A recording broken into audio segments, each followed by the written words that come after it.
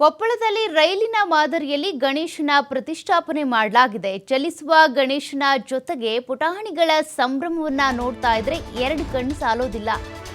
ಎಲ್ಲರನ್ನ ತನ್ನತ್ತ ಸೆಳಿತಾ ಇದೆ ರೈತ ಗಣಪತಿ. ಕನಕಗಿರಿ ಪಟ್ಟಣದಲ್ಲಿ ರೈತ ಗಣಪತಿಯನ್ನ ಪ್ರತಿಷ್ಠಾಪನೆ ಮಾಡಲಾಗಿದೆ.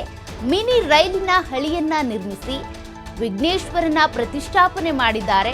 ಗಣೇಶನ ಜೊತೆ ಸುತ್ತು ಹಾಕಿ ಮಕ್ಕಳು ಸಂಭ್ರಮವನ್ನ ಪಡ್ತಾ ಇದ್ದಾರೆ. ಅಂದ್ರೆ ಗಣೇಶ ಅಂತ ಬಂದಾಗ ಅನೇಕ ಅವತಾರಗಳು, ಅದೇ ರೀತಿಯಾಗಿ ಗಣೇಶನ ಮೂರ್ತಿ ಮಾಡುವಂಥ ಸಂದರ್ಭದಲ್ಲೂ ಕೂಡ ವಿಭಿನ್ನವಾಗಿ ಮಾಡ್ತಾರೆ. ಜೊತೆಗೆ ಇಲ್ಲಿ ಒಂದು ರೈಲ್ವೆ ಹಳಿ ಟ್ರ್ಯಾಕ್ನ ಕೂಡ ನಿರ್ಮಾಣ ಮಾಡಿದ್ದಾರೆ.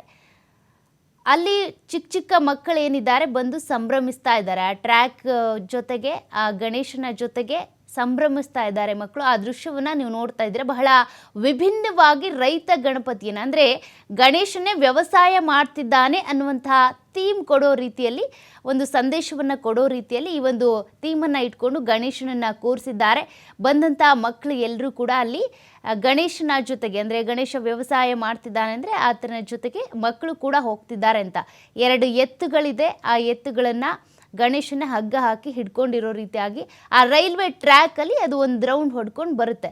ಆ ರೀತಿಯಾಗಿ ಆ ಥೀಮನ್ನು ಇಟ್ಕೊಂಡು ಒಂದು ಒಳ್ಳೆ ಥೀಮ್ ಇಟ್ಕೊಂಡು ಮಾಡಿದ್ದಾರೆ. ವ್ಯವಸಾಯಕ್ಕೆ ಉತ್ತೇಜನ ಕೊಡೋದು, ಜೊತೆಗೆ ವ್ಯವಸಾಯ ಅನ್ನೋದು ಅಥವಾ ರೈತ ಅನ್ನೋದು ದೇಶಕ್ಕೆ ಎಷ್ಟು ಮುಖ್ಯ ಅನ್ನೋದನ್ನು ಈ ಒಂದು ಹಬ್ಬದ ಜೊತೆಗೆ, ಈ ಒಂದು ಥೀಮ್ ಜೊತೆಗೆ ಜನರಿಗೆ ತಿಳಿಸುವಂಥ ಪ್ರಯತ್ನವನ್ನು ವಿಭಿನ್ನವಾಗಿ ಕನಕಗಿರಿಯಲ್ಲಿ ಮಾಡಿದ್ದಾರೆ. ಒಂದು ಒಳ್ಳೆ ಥೀಮ್ ಚೆನ್ನಾಗಿದೆ. ಮಕ್ಕಳು ಕೂಡ ಸಂಭ್ರಮಿಸ್ತಿದ್ದಾರೆ. ಜನರಿಗೂ ಕೂಡ ಒಂದು ಒಳ್ಳೆಯ ಸಂದೇಶವನ್ನು ಕೊಟ್ಟಿದ್ದಾರೆ ಕನಕಗಿರಿಯಲ್ಲಿ.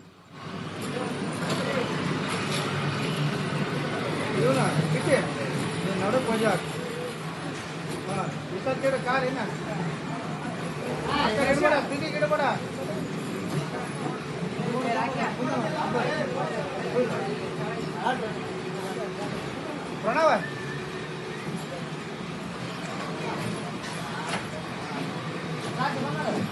ತಡಿಯ